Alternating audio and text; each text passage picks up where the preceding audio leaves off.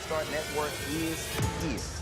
Hold no punches! I'm real revolutionary right now. Support this man, Black Media. He makes sure that our stories are told.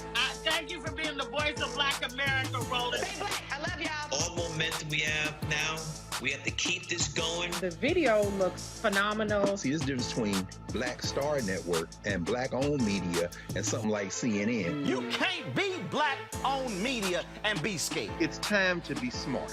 Bring your eyeballs home. You dig?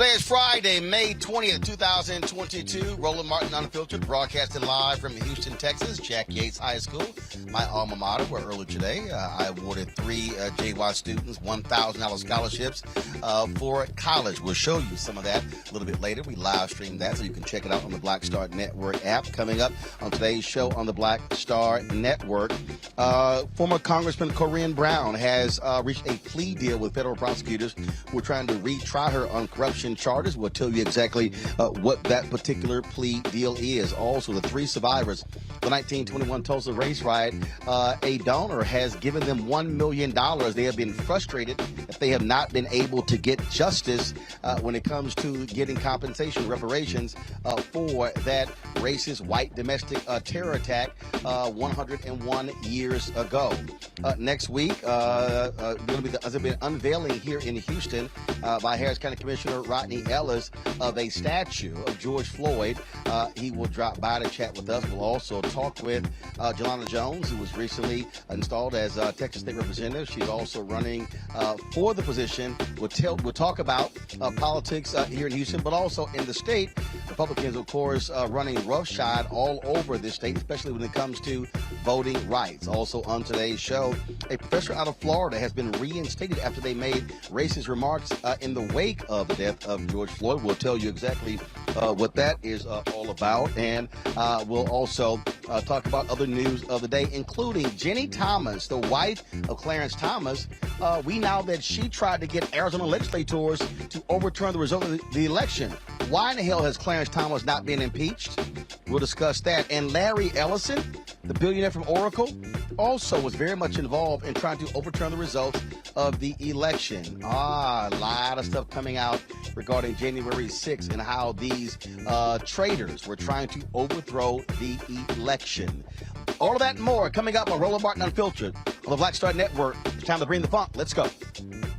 He's got it. Whatever the miss, he's on it. Whatever it is, he's got the scoop, the fact, the find. And when it breaks, he's right on time and it's rolling. Best believe he's knowing. Putting it down from sports to news to politics. With entertainment just for kicks, he's rolling. It's on go, roll, y'all. It's Roland Martin, yeah. Rolling with Roland now. He's funk, he's fresh, he's real, the best, you know he's Roland Martin now.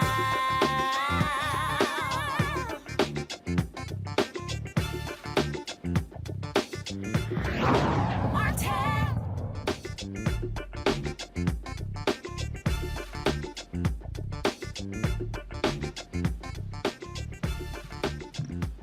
All right, folks, we are here in Houston, my hometown, Yakes High School, my alma mater, that of my parents as well.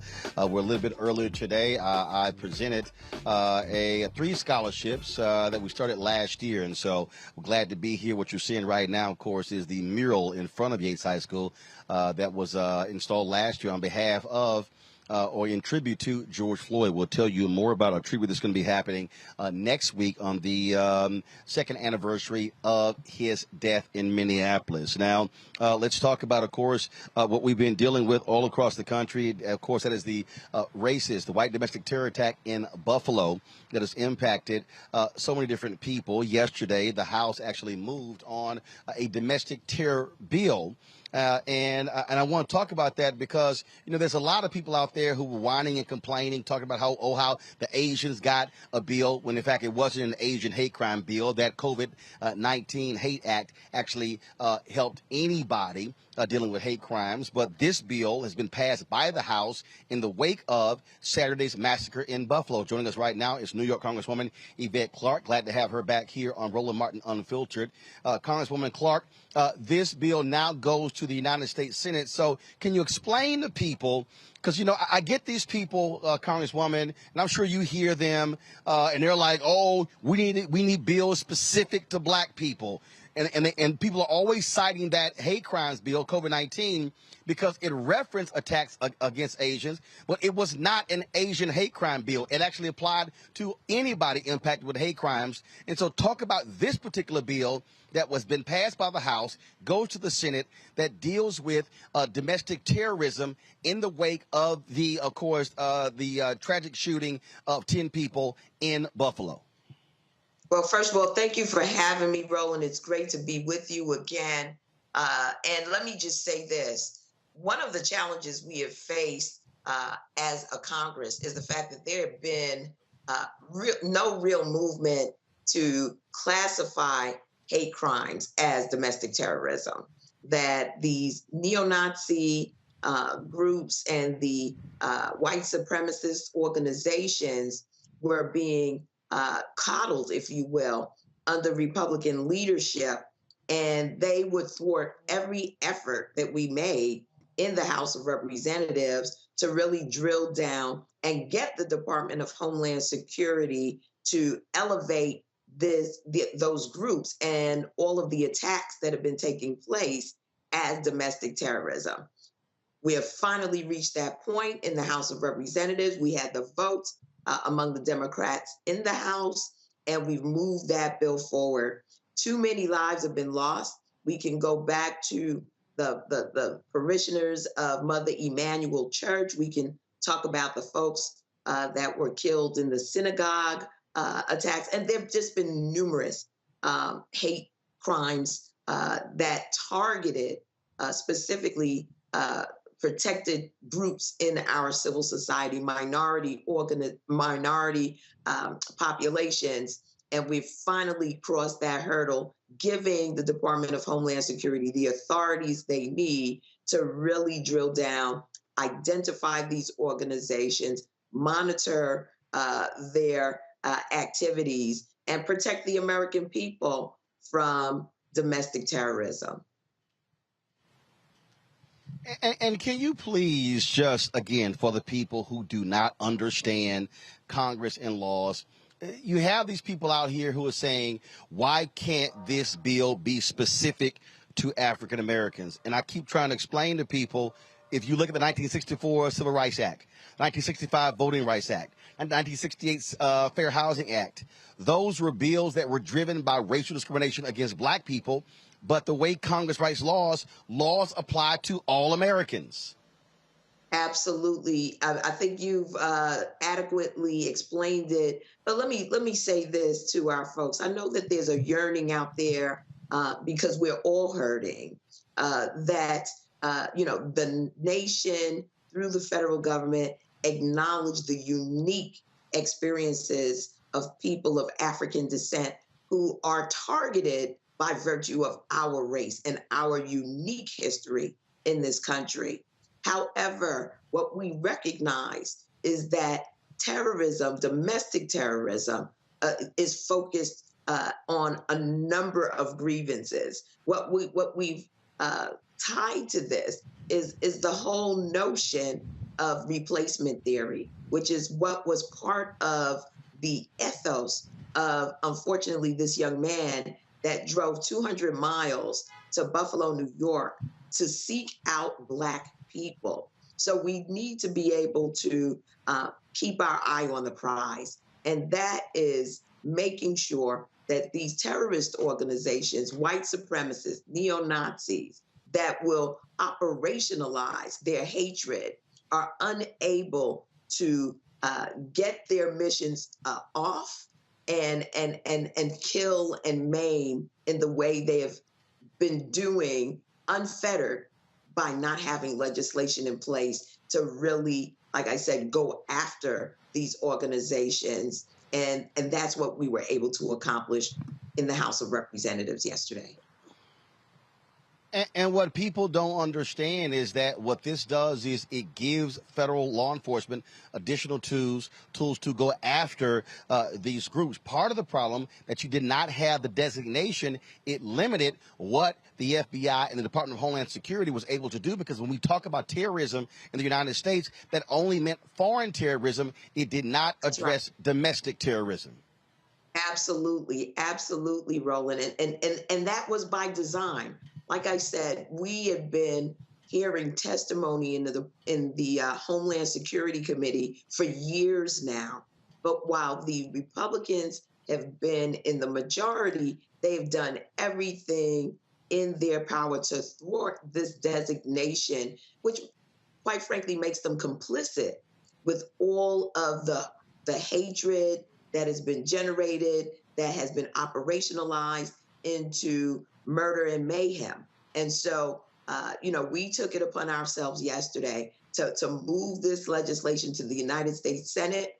It is now up to your listeners, our communities, to impress upon the Senate the importance of getting this bill passed and into law. That's going to be a high hurdle because we've got some folks, again, who have been complicit and sympathetic to these domestic terrorist organizations. We can tie it to some of what we witnessed on January 6th and along the continuum of the Charlottesville march. And it's just been incident after incident after incident, and it's time for us to act. And we need to hold our elected representatives, our elected officials accountable for denouncing this radical right-wing murder spree that has been taking place in the United States of America. And let me say this, it's very clear to me when you see 200 members of the Republican Party in the House of Representatives vote against this legislation yesterday, that they need to really do some soul searching within that party, because they are fomenting the racial hatred, the bigotry, and like I said, the operationalizing of that hatred into real acts that kill, maim, and destroy families and communities. And we can't have that. We just can't have that. All right, you were not here to talk about this here, but while you are here, we got to talk about what the hell is happening in your state with the demolishing of these black congressional districts. Congressman Hakeem Jeffries and you and others have been speaking out against this, forcing black members of Congress to run against each other. I'm sorry, don't Democrats run this state? What the hell is happening in New York?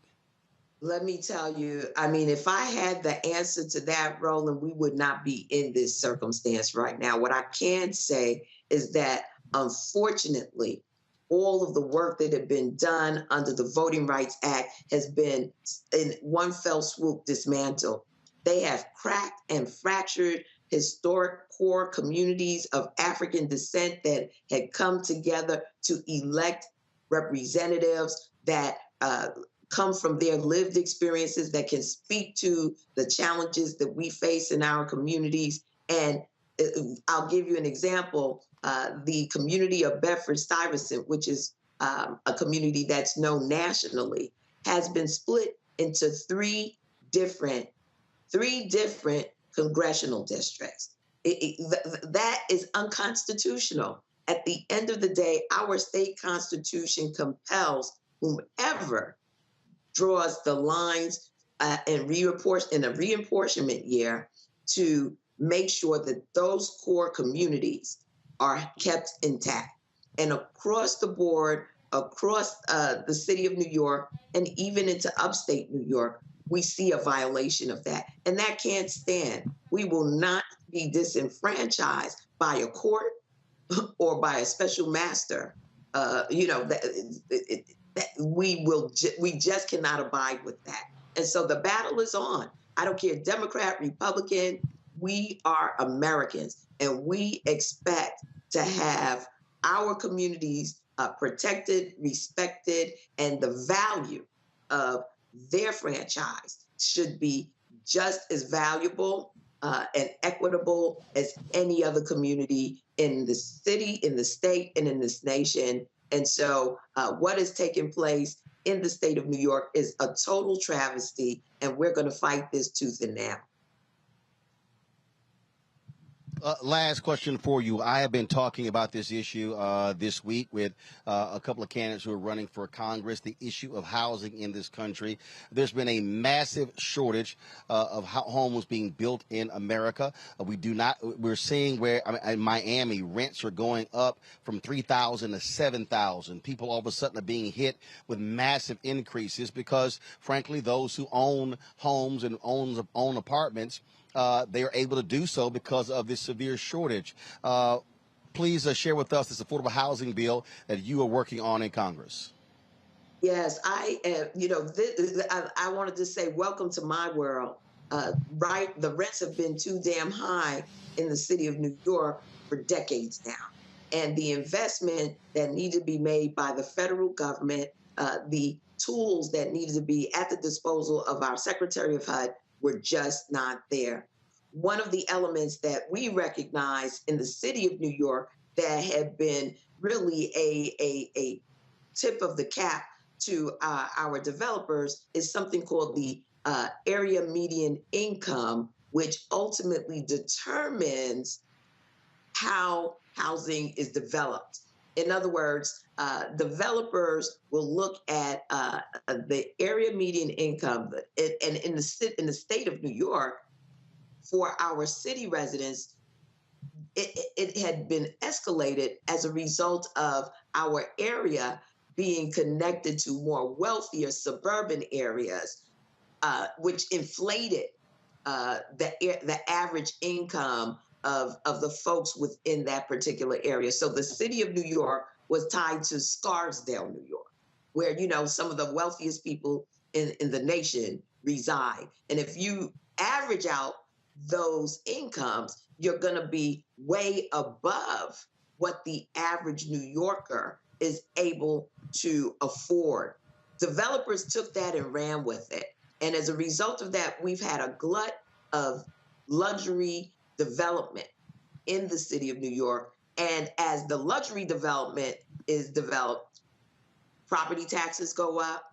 Individuals in those buildings are unable to keep up with the escalating rents that are set as a result of this AMI. So my bill asked the Department of Housing and Urban Development to look at the disparate impact that area median income has had in basically pushing the average American, the average Black American, the average person of the communities of color out of the affordable housing market, and also putting a glut of luxury developments throughout our communities, throughout our cities, and thereby this imbalance of the lack of truly affordable units that need to be brought online into our communities so that our people can be domiciled. We're seeing a spike in homelessness,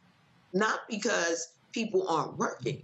There are many people who are in, homeless shelters or are housing insecure because their wages are not able to meet the escalating rents that are taking place across this nation. We want to change that. We've got to change that. We cannot continue to see this spread between the haves and have-nots. And that just means being able to acknowledge everyone's humanity and make sure that they're domiciled. That's what my bill will do. It will compel HUD to examine this and then remedy it by incentives, investments that need to be made right away to get housing costs under control and to provide an incentive for the development of affordable units. Well, this graphic here, I think, explains it all, and that is this here. In 2010, 2019, only 5.8 million homes were built. That was the lowest number since the 1930s. And so this is part of the fundamental problem. You saw between 1950 and 2009, the minimum number of homes that were built was 20 million.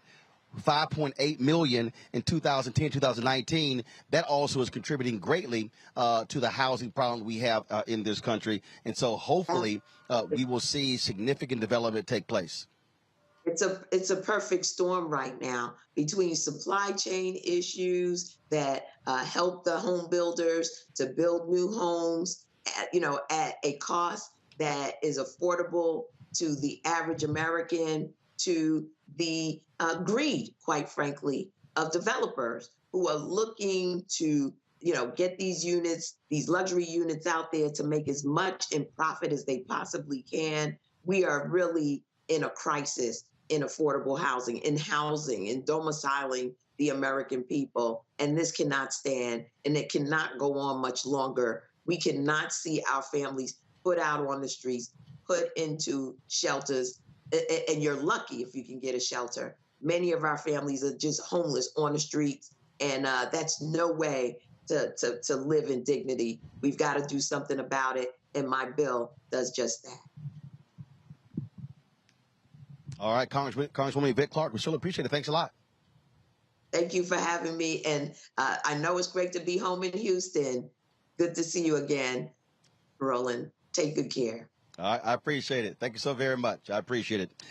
Folks, today, the first of the 10 funerals took place in Buffalo. The family of Hayward Patterson gathered to say their final goodbyes. He was one of the 10 people gunned down in that Tops grocery store by the white domestic terrorists on Saturday. The Buffalo community is going to hold a vigil for Saturday's mass shooting victims. That's going to be taking place in just about an hour. Now, today also marks, as I mentioned earlier, the one-year anniversary of the enactment of the COVID-19 Hate Crimes Act. The Department of Justice laid out an action plan to deter and confront hate crimes and other bias-related incidents. Here is U.S. Attorney General Merrick Garland. This department was founded in 1870 in the aftermath of the Civil War with the first fundamental purpose to fight the white supremacist attack on black civil rights after the Civil War. 152 years later, the task to combat hate-fueled violence remains central to the department's mission. We do this because it is our legal obligation, and we do this because it is our moral obligation.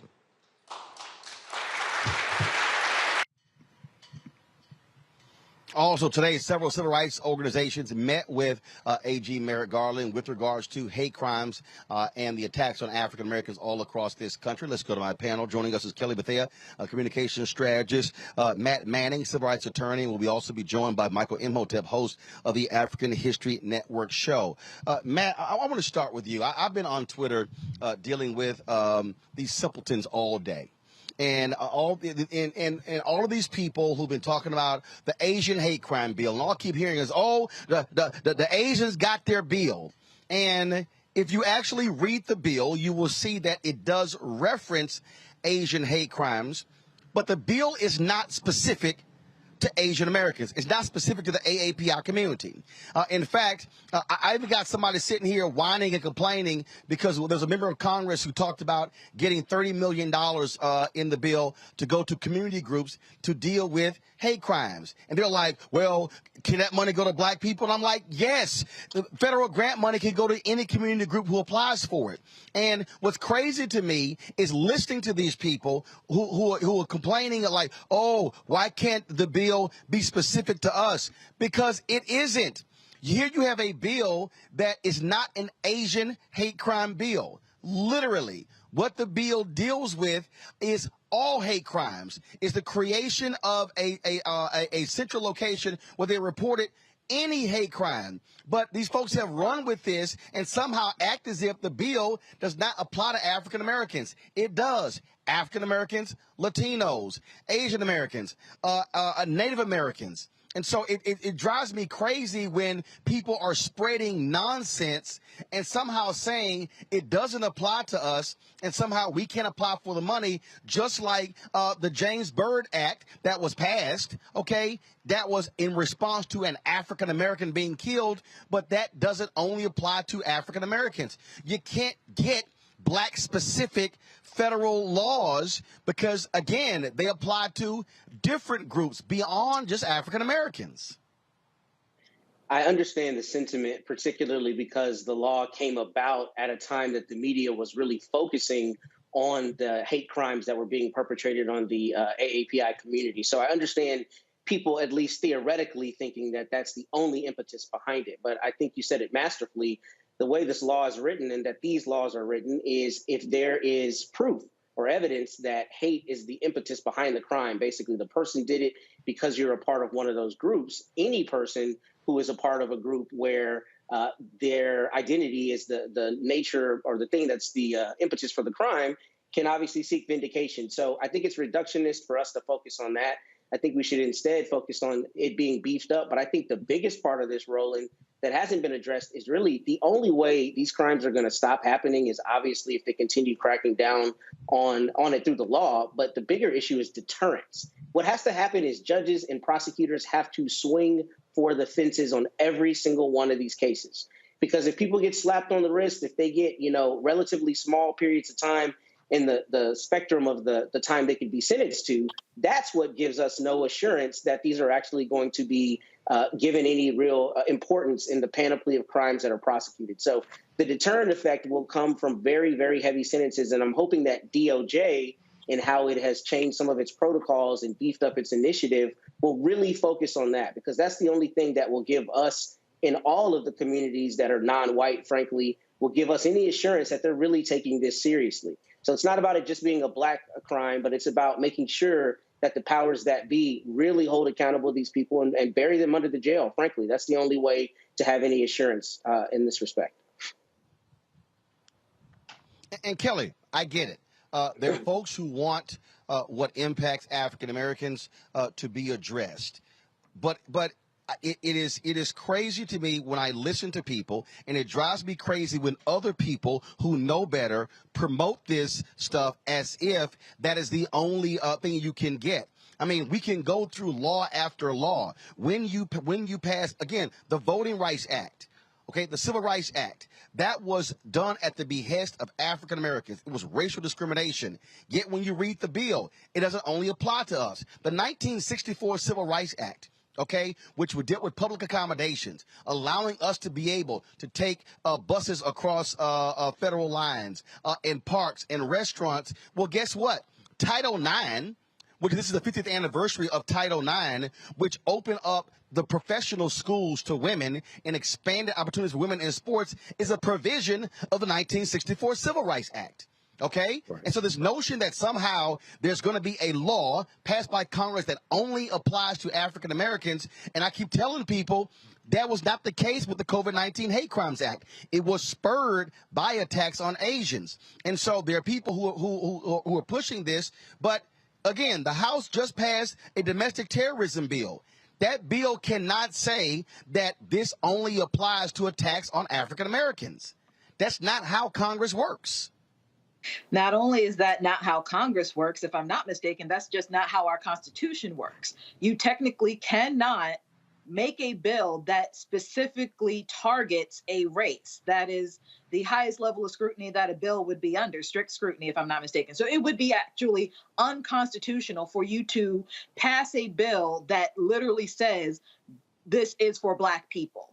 So kudos to Congress over the years, especially the masterminds of the Civil Rights Act and other acts that do deal with race. They have been brilliant in crafting legislative language that applies to us, but doesn't say us, right? And as a result of that, even though it applies to us predominantly, it actually, like you said, helps everybody out. And that is kind of a running theme with this country when you have a situation in which Black people are being disenfranchised and we make it a point to try and pass legislation to battle that disenfranchisement. That law, 9 times out of 10, will benefit everybody. Even affirmative action benefits white people. In fact, it actually benefits white people more than it benefits Black people at this point, just because of how it was written. So no, you cannot have a bill that is specifically geared just for Black people, but that's okay.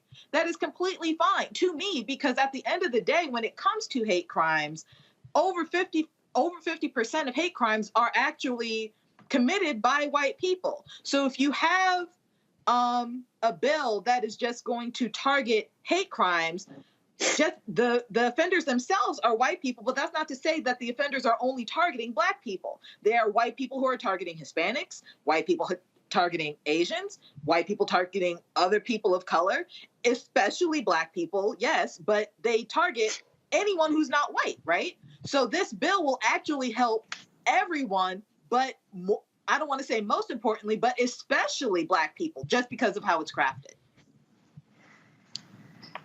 So, Michael, let me, for the people out there who pay no attention, who can't read or refuse to read, okay, this is, are y'all seeing it in the control room? Are y'all seeing it on my iPad, please? Thank you. This is the actual bill.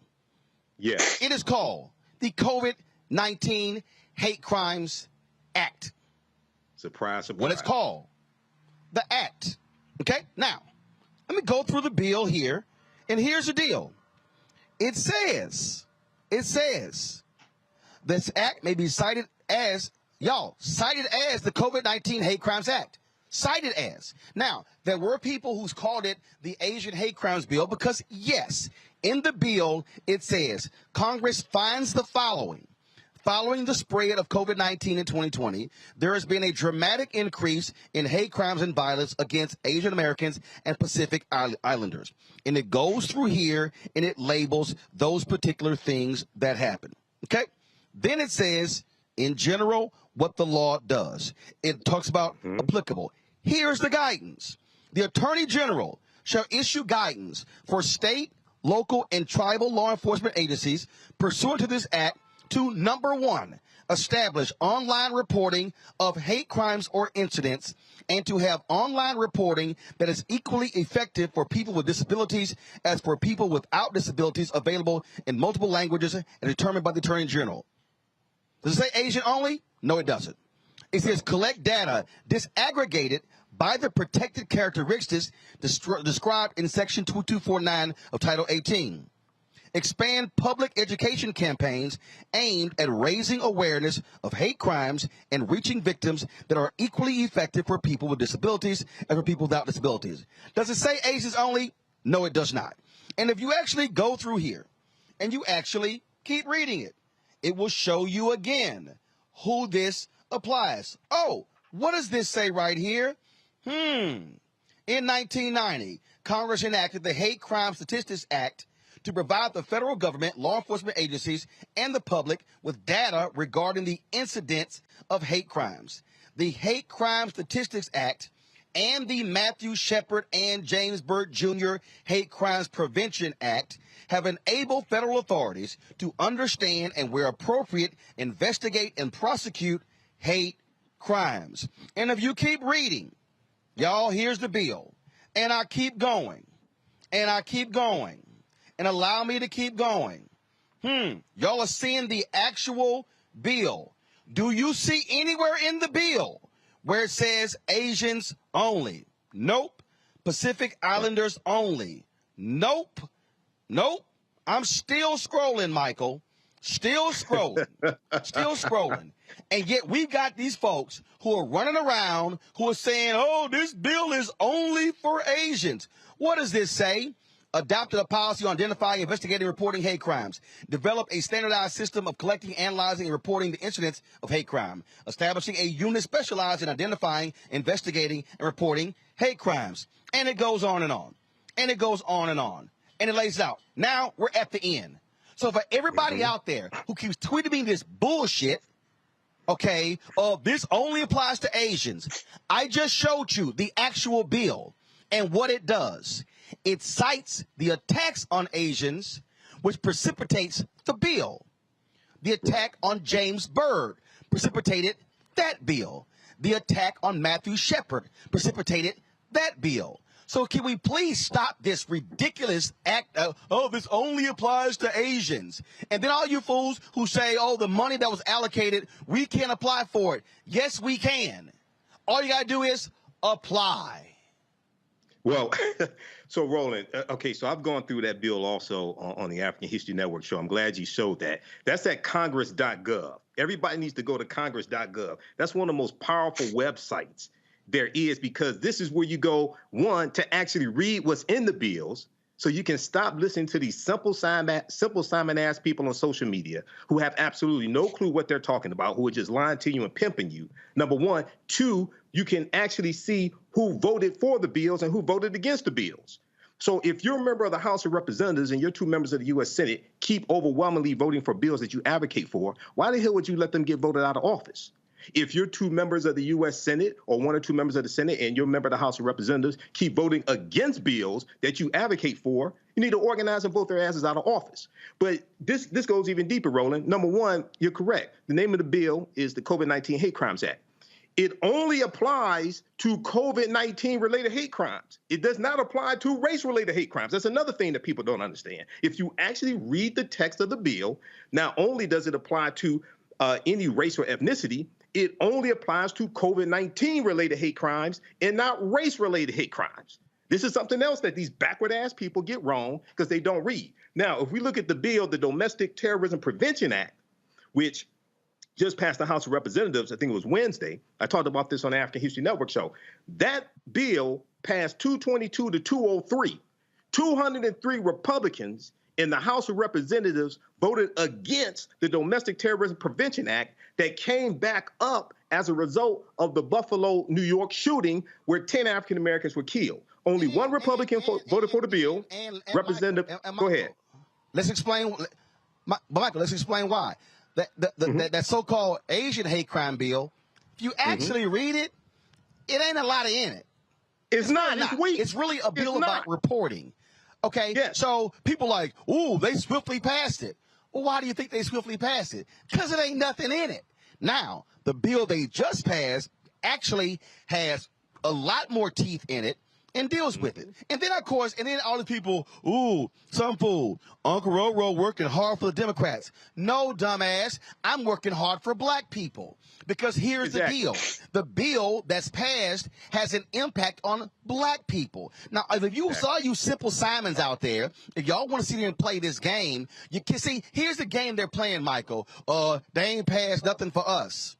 Then they pass a bill dealing with domestic terrorism. Oh, well, you just sitting here speaking for the Democratic Party. Well, who the hell just passed the bill? Well, let's go even deeper, You just Roland. said how many Republicans voted against it. 203. 203. So but here's my whole deal. It's 2 parties. It's 2 parties.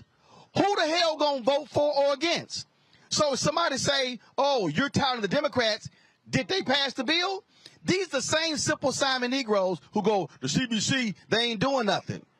They got this bill passed. Now it goes to the Senate. There's a lot. Not what you whining about. See, you can't satisfy these folk because all they got to want to do is whine about something as opposed to this was a bill passed in the wake of the Buffalo shooting. Exactly. What's today, Friday? The bill was passed yesterday. That means it was passed 5 days after the shooting. How long did the Voting Rights Act take? And the Civil Rights Act, the Fair Housing Act? It took 9 years for the Voting Rights Act. It took 9 years for the Voting Rights Act. I can't deal with these people who refuse to understand how Congress works. This is why we got to have Schoolhouse Rock 2.0 and 3.0 for these simple Simons who get on social media and spread lies and get folks riled up. They ain't doing nothing for us, but the Asians got a bill when hell, it didn't even only apply to Asians. Go ahead. Well, not only that, Roland, we can go even deeper.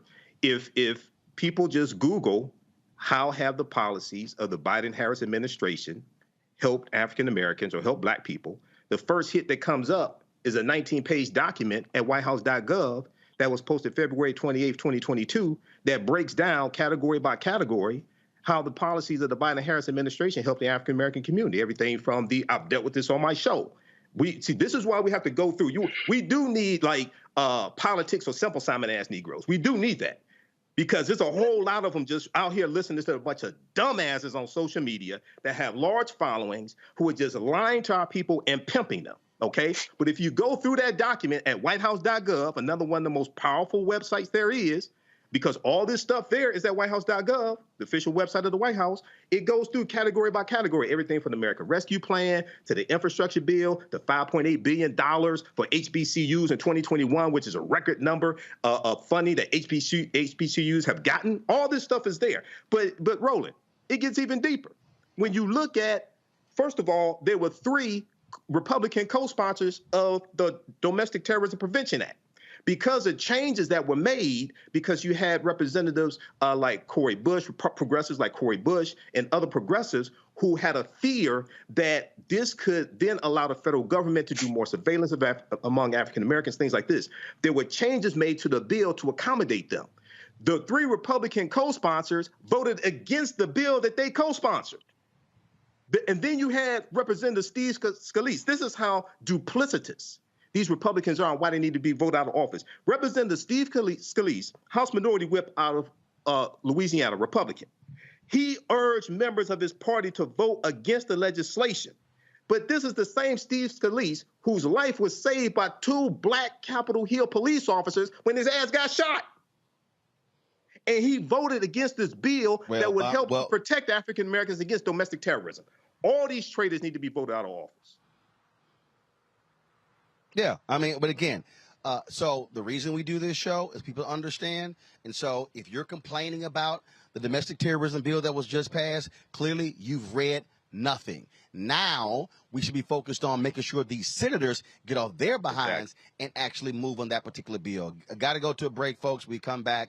We're going to talk politics here in Texas with Texas State Rep. We're also going to talk about what's happening with these other races happening around the country. A little bit later, Harris County Commissioner Rodney Ellis is going to join us. It's going to be the unveiling of a statue of George Floyd on Wednesday, the 2nd anniversary of his death at a park here in Houston as well. We're also going to talk about that traitor, talk about a domestic terrorist, Jenny Thomas, the wife of Supreme Court Justice Clarence Thomas. Now we know she was even more involved trying to overturn the election, and he still is sitting his ass up there voting on issues that his wife was involved in. Not only should he simply be dismissed, why is he not being impeached? So there's lots of we want to talk about on Roland Martin Unfiltered, broadcasting on the Black Star Network. Back in a moment.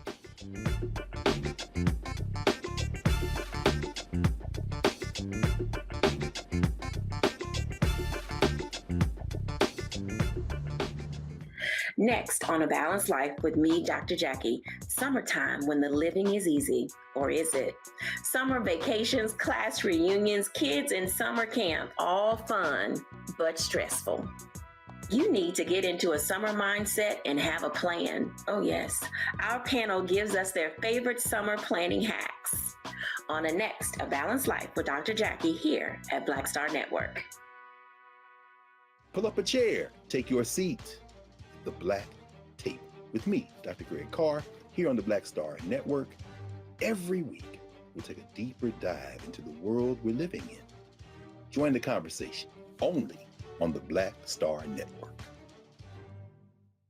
Carl Payne pretended to be Roland Martin. Holla! You are watching Roland Martin, and I'm on his show today, and it's what? Huh? You should have some cue cards. Hey, what's up, y'all? It's your boy Jacob Lattimore, and you're now watching Roland Martin right now.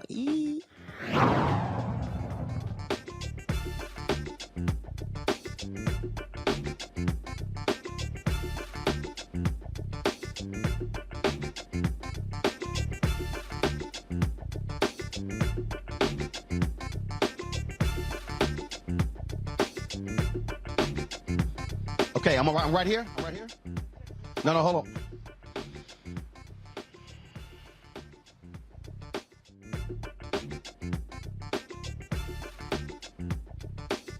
All right, folks. All right, folks, welcome back. Roland Martin Unfiltered, broadcasting here in Houston, Texas, at my alma mater, Yakes High School, where earlier I handed out 3 scholarships to some deserving students. We're going to show you a little bit of that later. Right now, we're going to talk politics here in Texas. We were in Dallas on Wednesday, talking with Texas State Representative Jasmine Crockett, who is trying to win the seat to replace Congresswoman Ida Bernice Johnson in Congress, who's retiring. We talked to her opponent yesterday, Jane Hamilton, on the show as well. So those congressional congressional races, but you also have runoffs taking place on Tuesday, state races, local races. We're always talking about that, and so we're talking to a couple of candidates right now. Joining us right now is Jelanda Jones, Kim McTory. Now, so Jelanda, explain that. So first of all, you used to be on the city council and the school board. So you were telling me you running for state rep, but you just got appointed. What the hell are you talking about? First of all, I did not get appointed. I actually was elected. Okay. In the May 7th special election. Got it. I am the state representative for House District 147. So there was a special election, May 17th, to complete the May 7th. May 7th to complete the rest of the term. Yes. But this is the primary to go to for the November to win a full term. Yes. Got it. Yes. Okay. Got so, it. All so right. I'm asking people to reelect me. Okay. All right. Well, see, look, when you on the phone, like, I said, just come by, and then you can explain all that when you come. I'm like, you trying to tell me all real quickly. I said, talk to me in 30 minutes. And, but that's for this district, Yates High School. Well, one of the things that why I wanted to chat with you is because, as even Harris County Commissioner Rodney Ellis coming on later, because what often happens when we're talking about politics, so much attention obviously is on presidential, U.S. Senate, gubernatorial, and congressional. But the reality is most people are greatly impacted by local politics, that state rep, that state senator, that DA, that judge, that county commissioner. Yet when you look at those voting totals, those numbers go way down when you start going further down the ballot. Well, so yeah, that's true. So one of the things that's important to me, because before I became the state representative, I'd spoken to colleagues of mine who were in the state legislature and said, hey, why don't we have an education that people be taught local politics? Because if we can talk about Congress and the Senate and the Supreme Court and the presidency, why can't we teach people what the Commissioner's Court does? Look, you keep hearing me talking about Schoolhouse Rock 2.0 because I'm dealing with a whole bunch of simple Simons all around the country who don't know nothing about civics. Right, and what I want for people to know is who to be mad at. If your car breaks, who should you be mad at? If your school closes, who you mad at? Look, I got my man John Hope Bryan sent me a text the other day, and he was complaining about this pothole.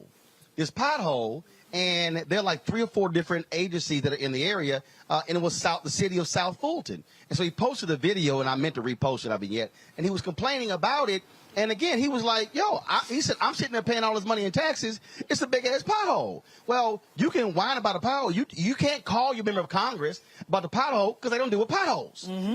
So people don't know that. And I learned that on city council, people complain about school board stuff. At school board, people complain about the state stuff. And you're like, so I don't deal with that. Right. And then they're mad at you because you don't. And so I believe that locally in Texas, every high school student should leave school knowing who does what and who they should be mad at. Well, especially when you mandate in Texas 7th grade Texas history.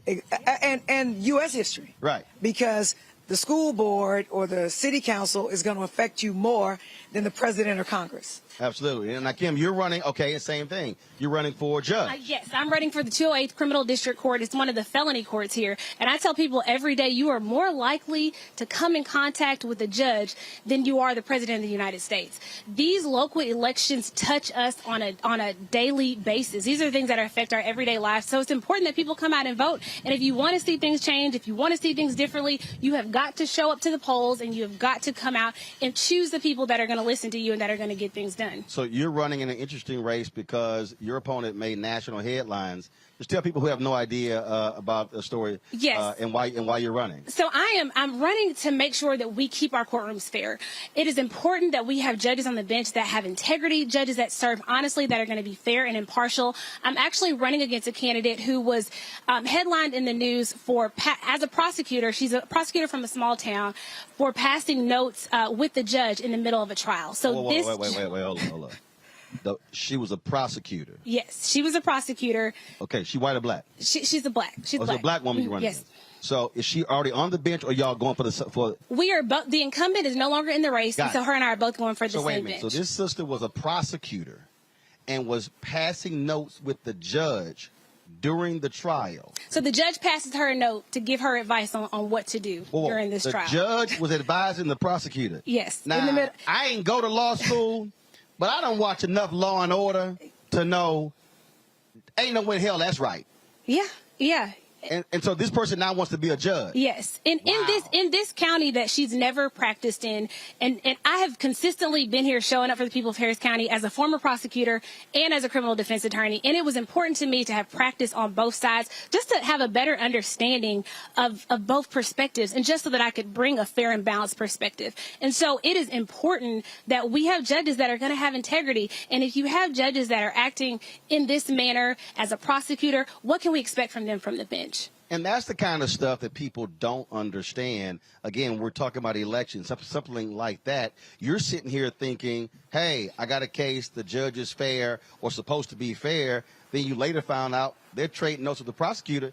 That person on the other side ain't got no shot. Yeah, that's true. And that's why, and so the same thing. If you're talking about, on the state rep side, when it comes to the things that are happening in the community, again, we go back to, okay, if it's a park, if it's a speed bump, if it's a regulation, if it's funding for a community center or whatever, people are sitting here walking around going, okay, I have no idea who I should be talking to.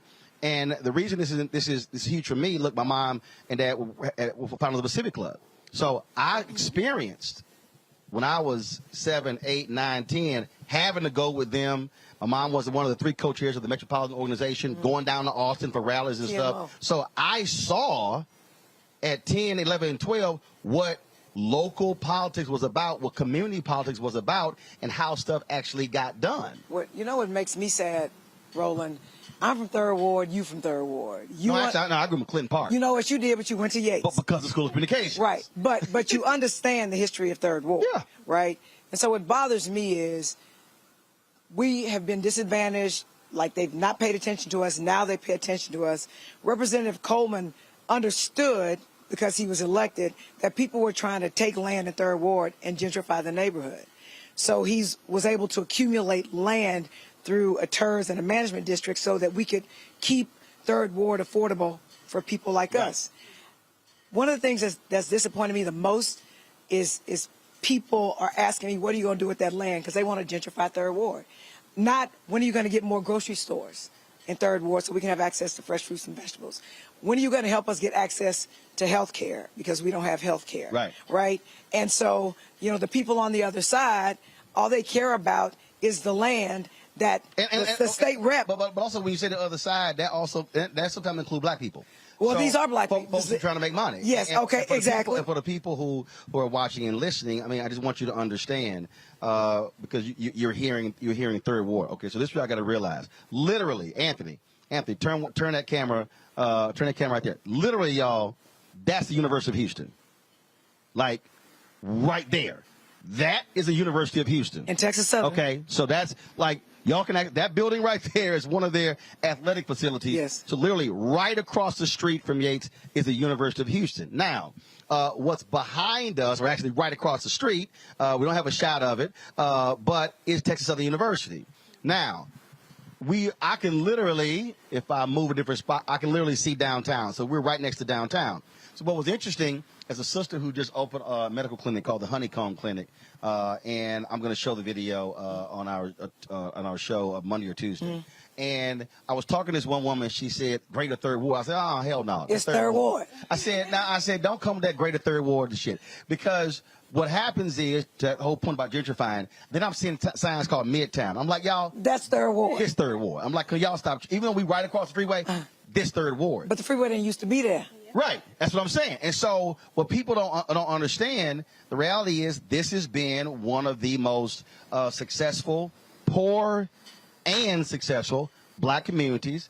Black politics came out of 3rd Ward, economics, protests. All of that came out of here. And so you're talking about all of a sudden the encroaching, and all of a sudden these 3 and 4 and 500 and 600,000 $1 million plus homes all of a sudden cropping up. And the reality is, we're not able to be able to afford to live here. We can't. Somebody got to make sure that we're not being pushed out. That person is me, because my opponent is a realtor and sells $1 million homes in 3rd Ward, and so many people they can't afford their property taxes anymore. So they are being pushed out. And when I'm elected, I'm already elected. When I'm reelected, I'm not going to allow that to happen. So people, just because somebody is our skin folk, does not mean that they are our kinfolk. And I'll leave it at that. So we need people to tell the truth. If people are doing unethical things when they're not elected, like not filing reports, because transparency is important. You want to know what people doing with their money, where they got it from, who they owe. When you're not filing your filings on time, when you're not putting things on your ethics reports, that tells you if you're doing that and you're not elected, what's going to happen when you are elected. And I think that's important. And some people will say, oh, you shouldn't say that. No. What you need to know is what people are doing behind closed doors, because it does matter. So, but I'm from Third Ward, and they're not about to come take over Third Ward. I'm not going to allow gentrification without fighting against it. And Kim, the thing that you're dealing with, and then again, people have to understand, we've seen this huge push across the country, more progressive DAs and judges. Well, here in this county, the police unions got pissed off and began to back all of these prosecutors who did not like bail reform here in Houston. And so they went after many of those incumbents and beat a number of them. And that's also, again, that people have to understand. Folk thought, oh, we got bail reform, we got the right people in, but no, there are folks who want to repeal that, and so we got to make sure that we don't lose ground that we just earned. There's been a huge push in the rhetoric of high crime, and it's taken us back a little bit from all of the progress that we've made with bail reform. Everyone deserves to be safe. Public safety is always a legitimate concern. However, it's important that we balance public safety with due process. We have to make sure that we keep our communities safe without forsaking due process and without forsaking fairness, equality, and equal application of the law. There's a way to do that, but you have to have the right people on the bench, and you have to have the right judges there that are going to be fair, that are going to be compassionate, and that are going to follow the law and work to get things done for the people. All right, then. Look, we appreciate it. Y'all keep swinging, and again, hopefully people will understand that, look, all politics is local, and if you sit this thing out, then all of a sudden when you're like, oh, why can't we get this done? Because you didn't show the hell up and vote in those crucial elections. So, all right, appreciate it. Thank you so much. All right, thanks Roland. a bunch. Go back to my panel here, Michael, Kelly, and Matt. I want to start with you, Kelly. You know, we keep hitting this thing, and I know people like, man, why you keep talking about Civics 101, Schoolhouse Rock 2.0? Because I listen to more people who whine and complain in our chat boards, and they whine and complain to me on Twitter and Facebook and Instagram, and I sit there and I'm like, do y'all even understand how this game works? What actually goes on? And so as Yolanda said, they sitting here yelling at a city council member about something dealing with the school district. Yeah, it's frustrating on several levels, and I can't think of a municipality or jurisdiction in this country in which that's not happening, in which you have people who are complaining to the wrong person about the wrong thing. People just need to do better and be better. The fact that we are in this age of information, that, you know, knowledge that we couldn't even conceive of being accessible is literally at our fingertips by way of a phone or a laptop. And it's almost as if we are willingly not wanting to find the correct answer because we are so rooted in our own ignorance that because it sounds better in our head, we don't care what anyone else thinks. And it's just, it puts everything at a standstill. Everything is at an impasse. And that's how things simply don't get done. But more importantly, that's how misinformation gets weaponized. And that's how we get a Trump. That's how you get someone in office who doesn't deserve to be there. That's how you don't have good roads in your neighborhoods because no one's there to vote for the person who would actually get something done about that. That's why your property taxes are so high, because no one was at the ballot, or not the ballot, but at the voting booth to vote for somebody who would actually help you maintain the prices of your property taxes. So all of this that you're saying is for a reason, but it relates to every single person who's watching this and even those who aren't. So I encourage everyone to actually delve into the information that is Google and go to legitimate websites, not just your echo chamber of opinions, and actually learn how civics works, learn how a bill is passed, learn who is actually in these offices in your neighborhoods. Learn who your mayor is. Learn who's on your school board so that you don't sound ignorant on the internet and, frankly, to people that you probably know. Matt, and again, one of the reasons why I'm so passionate about this and I get so frustrated with it, again, is because, look, my parents never went to college, okay? My parents, both high school graduates, but they cared enough about their community. My dad, well-read, hell, watches 5-6 hours of news a day, reads the paper front to back. My mom, in terms of well-read as well. And so it's not a matter of person going to college. It's a matter of how they care about their community. And so for me, growing up, I literally, my entire life, people are like, well, you know, what you know about politics? Well, because there were politicians who were in our house. We were going to meetings. I remember testifying before the city council. I think I was in the 9th or 10th grade opposing cuts to our parks and pools when it came to the budget. I remember literally challenging our city councilman, Ernest McGowan, at a bazaar at our Catholic church, Our Lady Star of the Sea, and he was looking like, who in the hell is this young kid? And so I witnessed that. I witnessed, again, going to City Hall and going to the Texas State Capitol, where they were having rallies and protests and going to town halls, mayoral debates. And so understanding how these things work, and what frustrates me the most, because I covered city council and I covered county government, is that I remember sitting in these committee hearings where the committees were deciding on things before they went to the city council and no black people being there.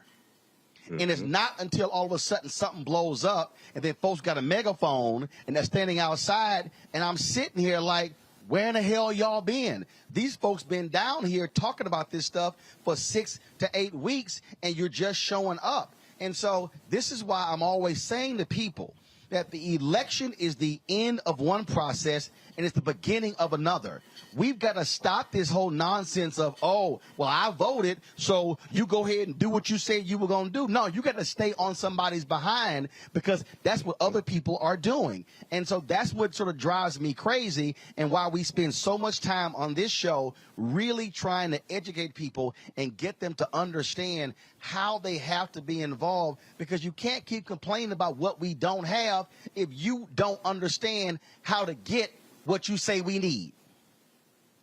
I don't disagree with any of that, Roland. I think you're 100% right. But I think we need to be a little more nuanced, if I'm honest. I don't want to put all of the onus on the people, because a lot of times people in office recognize that people don't know the processes and they leverage that to get through whatever it is they want to get through. A lot of it is about communications. People, yes, need to be involved. They need to read. You don't need an education to understand the basic processes and most importantly, to be involved.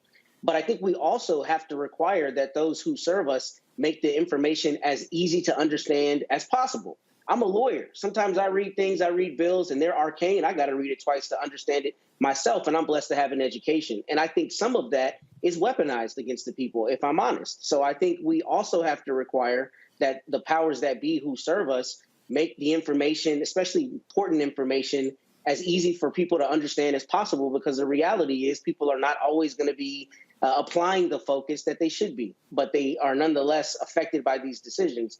And yes, they have the onus on them to understand what's going on in their community, but I think the onus is also on those who serve us to make it understandable. We've got an alphabet soup of various, state agencies and government agencies who serve us and all the different grants. And yes, people can find all that information, but sometimes that stuff is buried purposely. So the only people who find it are the very few who know where to look for it. And I think that in and of itself can be insidious. So I think it's also incumbent on them to make that information as widely available to the people they serve and not to weaponize that, which we often see. But okay, I get you. But here's why I'm going to disagree. And this is why I'm going to disagree, Michael. It's because when I say the onus is on us, who do you think votes? See, again, right. We're voters. They're the politician, okay? You got politicians, some will say whatever they say to get elected, knowing we're not going to show up. But I have seen it with my own eyes what happens when people are showing up on a regular basis. I have challenged the Divine Nine for years, and I've said this here. How in the hell in a lot of these cities you've got 3 and 4 chapters of alphas and deltas and AKAs, and you got omegas and sigmas, you got all these different groups. And I say school board meets once a month. Okay? So let's say they don't meet in December because of Christmas. All right? So let's say they skip another month. So that's 10 months. It's 9 divided 9 groups.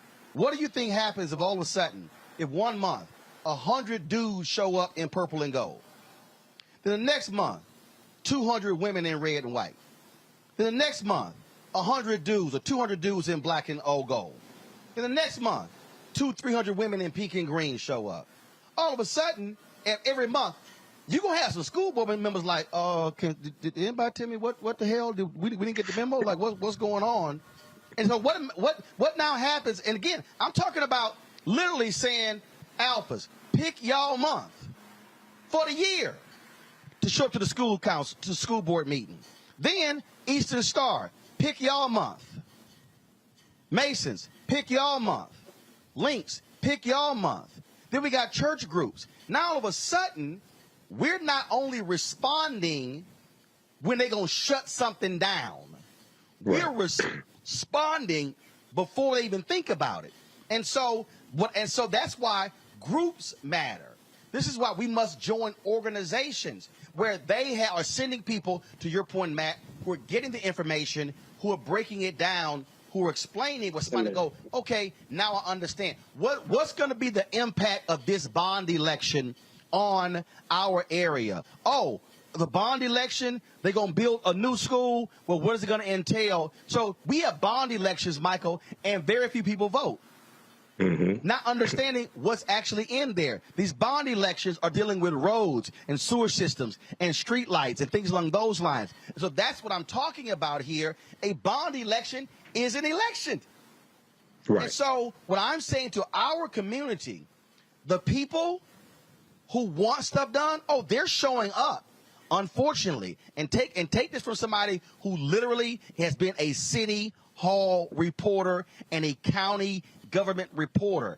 I've only seen African Americans show up in response to something shutting down, as opposed to a proactive response saying, we want this. Yeah, Roland, and one of the reasons why that takes place is because most of us don't understand how government works, whether it's federal, state, county, or city government. So we're always responding to a crisis. We're always responding to a fire. And one of the, when you look at a lot of the protests that take place and protesting against police brutality or things like this, it's like, okay, do you realize that everything that you are protesting about involves politics? Politics is the legal distribution of scarce wealth, power, and resources, and the writing of laws, statutes, ordinances, amendments, and treaties, their adoption, interpretation, and enforcement. So if you want changes to the police department, you want changes to policing, you want people to have set up a line for non-emergency, you want a mental health expert to come out as opposed to police, things like that. You have to have the right people, you have to vote the right people in place into political office to actually make those changes. And a lot of times our people, confuse activity with productivity and just deal with protesting, but don't understand the steps that are needed to actually bring into fruition what it is that they say that they want. So this is why we have to understand politics from city to county to state, federal government, because everything that we complain about, everything we call into these radio shows, I do radio here in Detroit, 9:10 a.m. WFDF, everything we call in the radio shows all day long, 99% of that we complain about deals with politics. Okay, and if we understood this and understood the law, and first read the U.S. Constitution, because most Americans don't understand the U.S. Constitution. Once we understand law, then we understand how to leverage our economics to enforce our political agenda, and then we could change this very quickly. Again, I'm just trying to get people to understand what's going on here. All right, folks, got to go to a break. Hey, you're watching on YouTube right now. Y'all hit the like button. We should easily be at 1,000 likes. If you're watching on Facebook, you should be hitting the like button, the share button as well. And, of course, we want to see you. You're on the Black Star Network. Be sure to comment. All right, folks, we're going to go to a break. Be sure to download the Black Star Network app. Apple phone, Android phone, Apple TV, Android TV, Roku, Amazon Fire TV, Xbox One, Samsung Smart TV. Please support our Bring the Funk fan club. Your dollars allow us to be able to travel.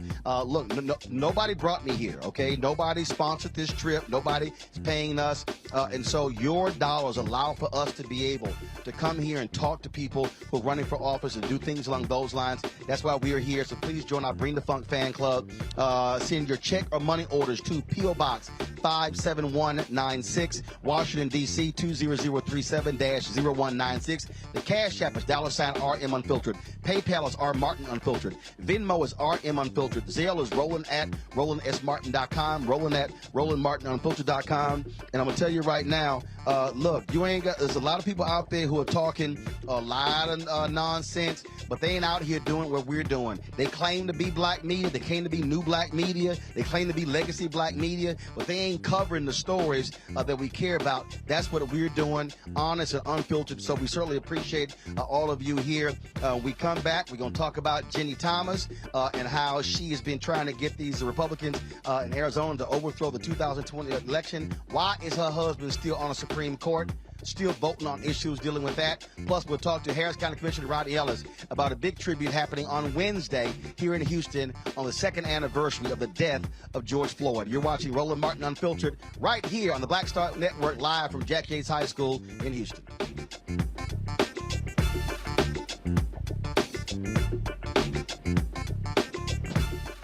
Yes, sir.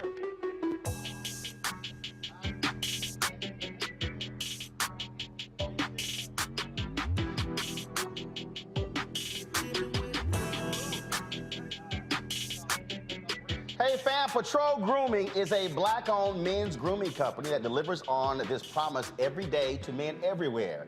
Everything we do, every product we make is designed to help you to present your best self. It's a promise they've kept since 1991 when they first introduced the Bump Patrol brand, the #1 men's product for a smooth, bump-free shave and silky skin.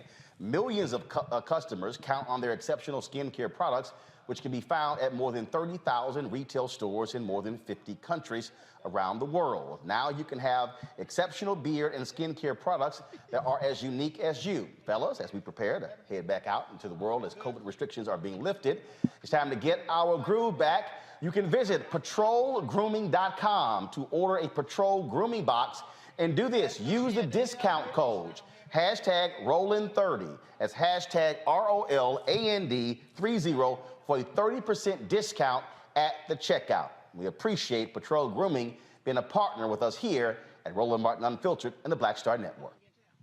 Hi, I'm LD Barge. Hey, yo, Peace World. What's going on? It's the Love King of R&B, Raheem Devon, and you're watching Roland Martin Unfiltered. Then I went to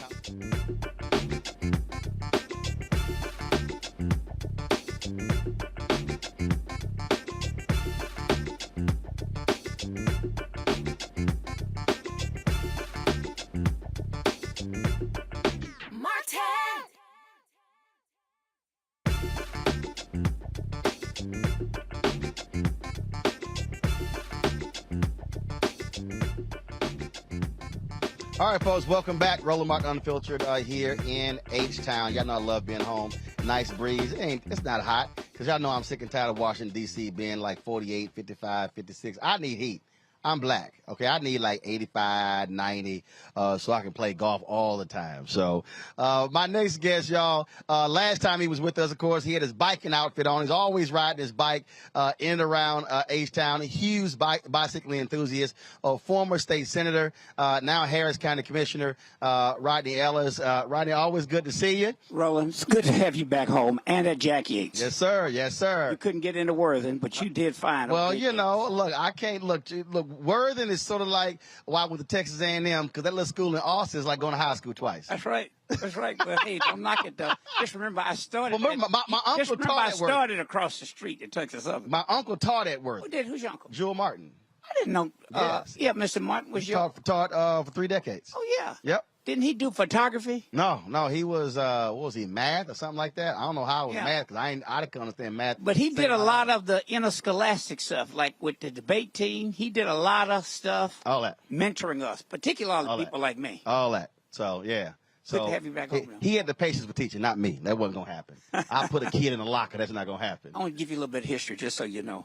The first president of Texas Southern, Texas State University for Negroes, when it was established in 1947, was A.E. Norton, who came out. He was the highest ranking black in the Houston Independent School District. He had a master's degree from California, I think USC. And it made him the acting president of Texas Southern. And then once the school of Texas State University for Negroes for a couple of years. And then he went back into administration and ended up at Worthing High School for a long time. Well, it's interesting. I was talking. Anthony was with me, and he was asking me about when we were driving around, and we were talking about University of Houston. He's like, "Man, TSU right here." I said, "Yeah." I said, "Because we couldn't go to the white schools. That's why they created TSU." Well, yeah, Scott was the dividing line. You know, historically, and one school could not cross the street to the other one. Now, with time, that has changed somewhat, but Texas Southern is actually older, because it was established in 1947. So make the argument, and I'm so proud of U of H. It's one of the more diverse campuses around, but a lot of neglect was left here by what was created in 1947. Hey, but some great stories came out of Texas Southern. Barbara Jordan, Mickey Leland, Craig Washington, Rodney Ellis. We've done okay. Done okay. Let's talk about Wednesday. Wednesday is going to be the second anniversary of the death of George Floyd. Y'all can roll that video. Was out in front of us, in front of Yates High School. Is one of the street murals dedicated to George Floyd. It's number 88 jersey. They painted this on the street. We see these sort of Black Lives Matters murals happening all across the country as well. And in here, the football field behind us was also dedicated. George Floyd Field is on as well. And so there's going to be a statue dedication? We're going to unveil a statue. It was donated by Danette Davis, who's a TSU graduate.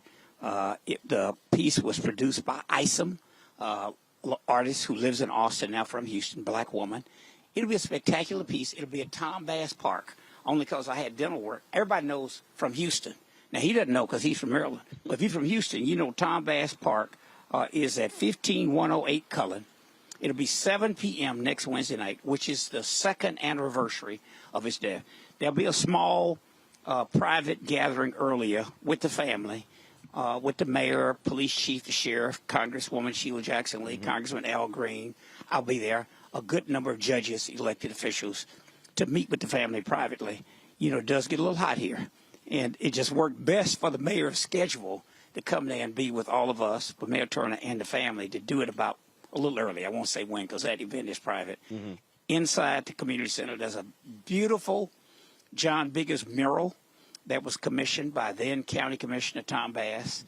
That'll be about the backdrop of where we actually have the speeches. I hope you live stream it so people can watch that. I'm out ahead of you. And then at 7 p.m., we have the public event. And it'll be a time to reflect. You notice on the invite, the piece is called A Conversation with George Floyd.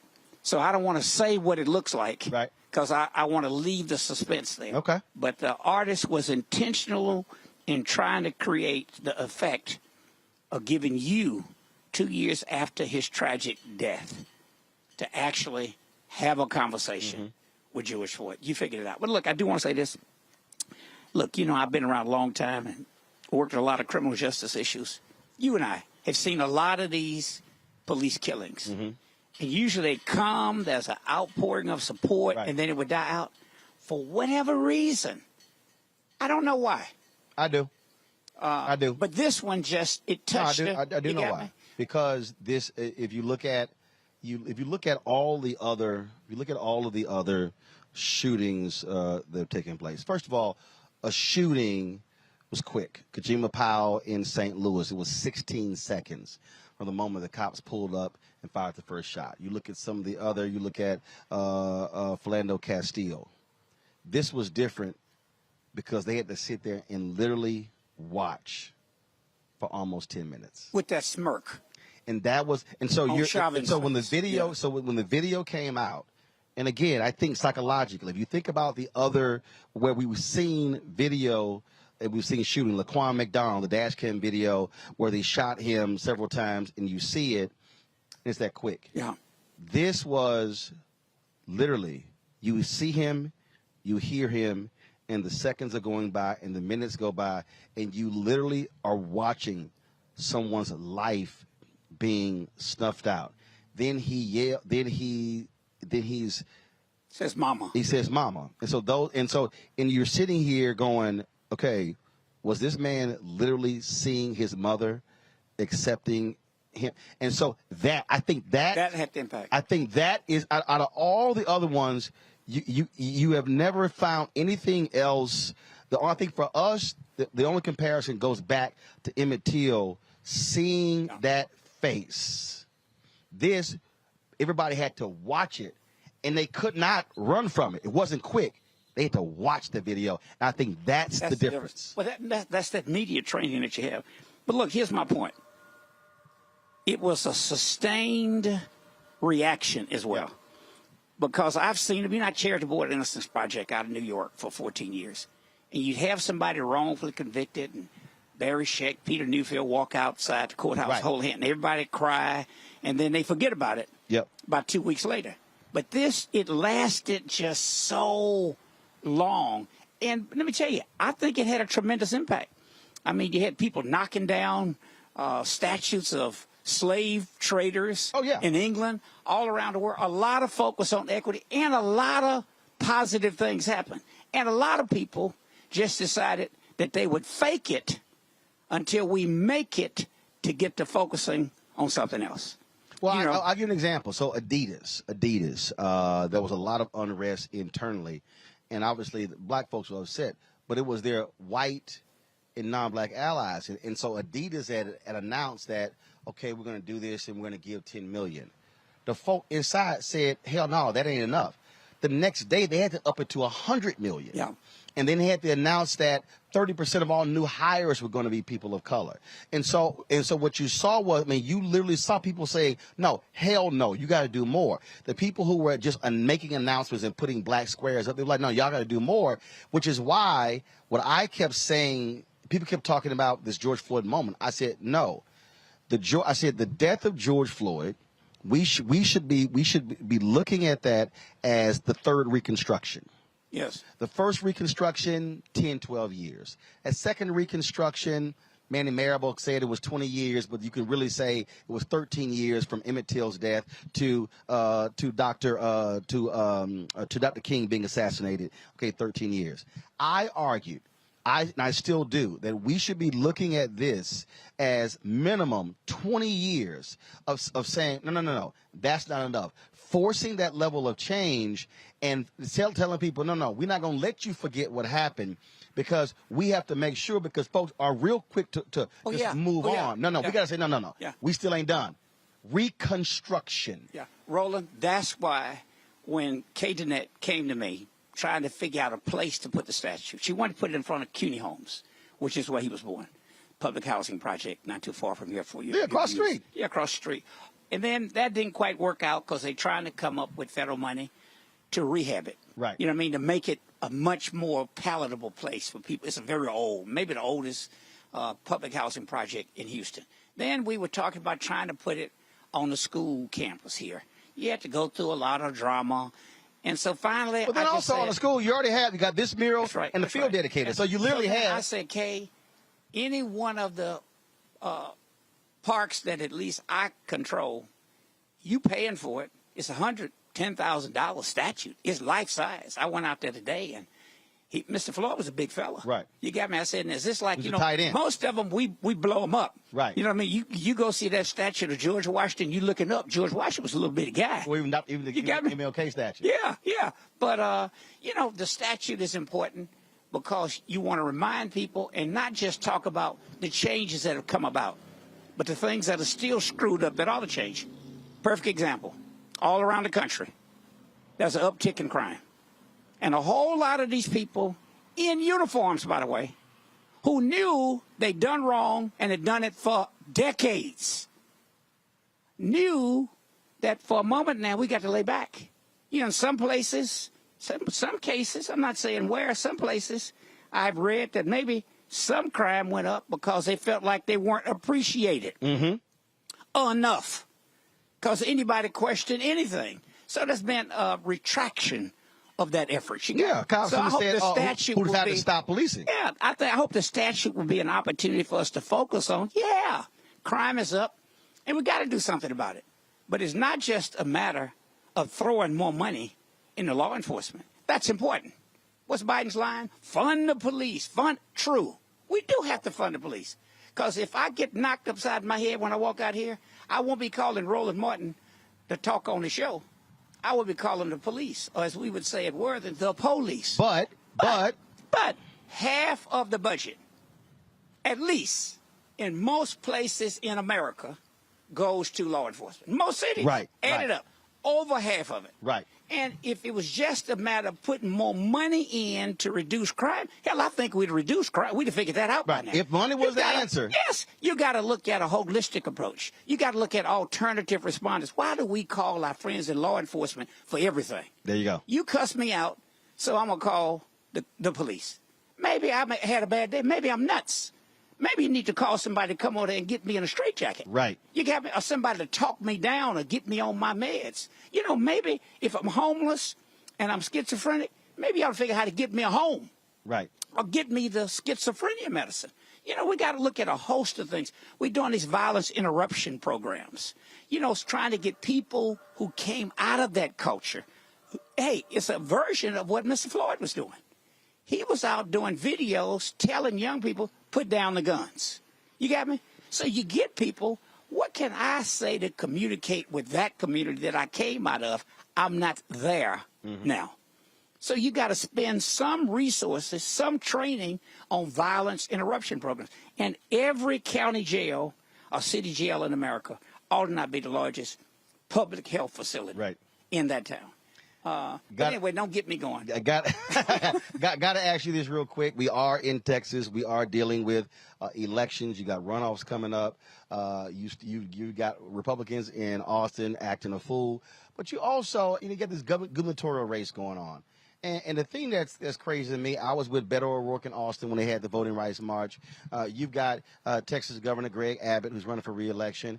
You literally still have a power grid crisis. Oh, yes. And I'm trying to figure out why in the heck this is not the energy capital of the world. Right. This is Texas is the energy capital of the world. Houston is the petrochemical capital of the world. And I look at the latest polling, Abbott's up 8 to 10 points, and I'm like, what are y'all folks doing? They literally took Texas off of the national grid. And then my mom is texting me talking about they're telling us we got to put our AC on 78 or 80 because of power shortages. And I'm like, how are you keeping the fools who put us in this situation still in charge? Yeah. How about this? Not only because for your show, I want to show off to your guy here from Maryland and let him know we can wear suits in the summer. It's called linen, but it's hot. But look, think about this. You know, the weather here it was okay this morning. 6 o'clock in the morning. Right. You can get out and walk by 9. You better stop walking. You know what I mean? Or start talking, call somebody to get you. I did on that bike. 6 o'clock, it's just like that. It's fine again. But look, used to be like 3 months of bad weather. Now it's about 4 months of hell. That's climate change. You got me? But who would have thought in Houston, who's known for a lot of things, a winter freeze is not one? There are consequences to elections. That was Clinton's line. Consequences to elections. You get what you vote for. So you put folks in, even before Trump hijacked the grand old party, that was a time, look, I'm a Democrat, but that was a time it really was a grand old party. I'm not making a partisan comment. I point out, hey, some of my my most significant role models were Republicans. So were yours. Frederick Douglass, Harriet Tubman, They were Lincoln Republicans, so you got me? Right. But look, you got Trump, who's driven them crazy, but Texas was already crazy. That far right element, who win on the basis of a little soundbite. Don't focus on policy. Sometime I remember once the Lieutenant Governor Bob Bullock, remember him told me, Rodney, any fool can pass a tax cut. You got me? Now, it takes real substance to tell people, you want better schools, you got to pay for them. You want better facilities? You got to pay for it. You want a better government? You can't just pray for it. You got to pay for it. So I remember saying, man, that's such a good idea. I think I'd do my tax cut. Bush was getting in. He's going to cut taxes. You know, he's going to run for president. So what better way? Hey, cut the property taxes. By the way, start with that. That's how you fund local government. How you fund county government. That's not how you fund the state government. That's the sales tax. Most regressive of all. I put in a sales tax bill to cut that a little bit. Well, all hell broke loose because poor people pay a disproportionate share of it. But look, we got a weak power grid because we didn't invest in it. Right. You know, it's a source of pride. We Texas. We bold. We got our own grid. You had your own freeze. You got me? And folks died. Record number of people died. You know, how about this flood? You know, most of these auto emissions, y'all joke with me on my bike. Did you know, in this city, a third of the trips that we take in our car are less than 3 miles. Another 20% are less than 5 miles. If you want to lose weight like I'm trying to do, if I have to get on that treatment, that Ozempic, singing that song, I'm trying to lose this weight. Right. I'd be better off if I walked 5 miles in my office, took a shower, and go on to work. You got me? So we got to do something about climate change. We got to change the way we live. We got to change the way we eat. We got to change the way we vote in Texas and around this country. Right. But yeah, I mean, look, I hope I'm doing everything I can to help Beto O'Rourke. It's time for Abbott to go. It was time for Perry to go. I mean, look. And it's time for Patrick to go. It's a pastime. You know, but it's so easy if you just fall for a soundbite, a show trick. Right. It's a joke. It's ridiculous. Well, and people, they're trying to hold on to power. That's what the voter suppression is about. Jim Crow too. They're trying to hold on to power. I just finished this book, Civil Rights Queen. I did the audio book. You ought to get it. Now, I was listening to one by former Senator Doug Jones about the bombings. 16th Street Baptist Church. The 16th Street Baptist Church. And it's just amazing to see Jim Clarke, a lot of the tactics that they are using today with impunity. Jim Clarke did it with impunity too.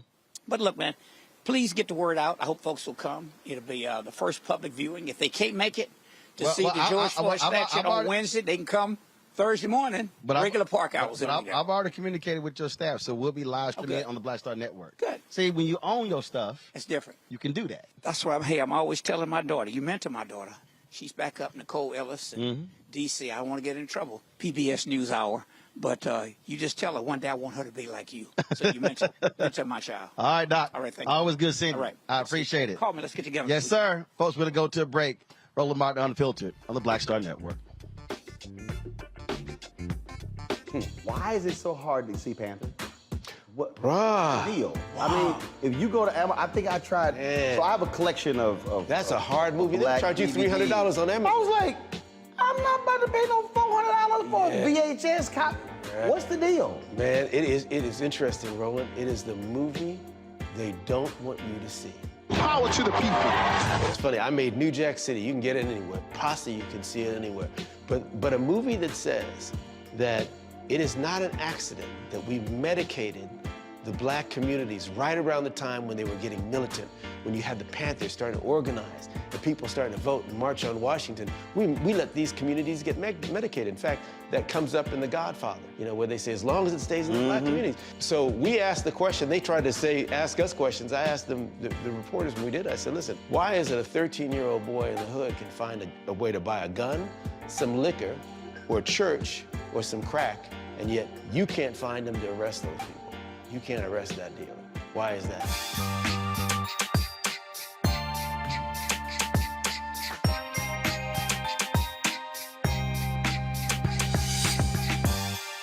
You want me to do something crazy, but I don't know what to do. I'd rather just sit here. Hi, this is Cheryl Lee Ralph, and you are watching Roland Martin, Unfiltered.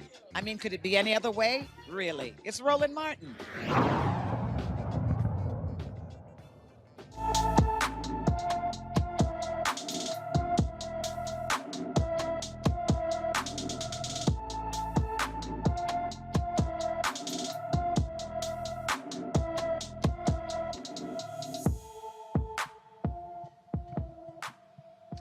Baltimore City Police are looking for Ania Moore, who hasn't been seen since May 12th.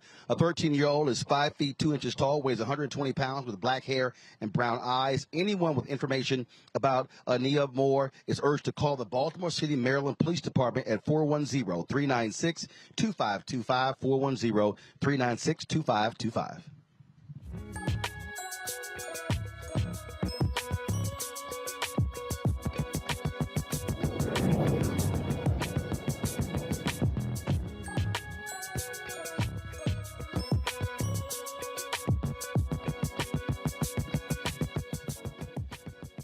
All right, folks, in Michigan, a high school biology teacher is on administrative leave for giving her class an assignment that featured former President Barack Obama among several monkeys.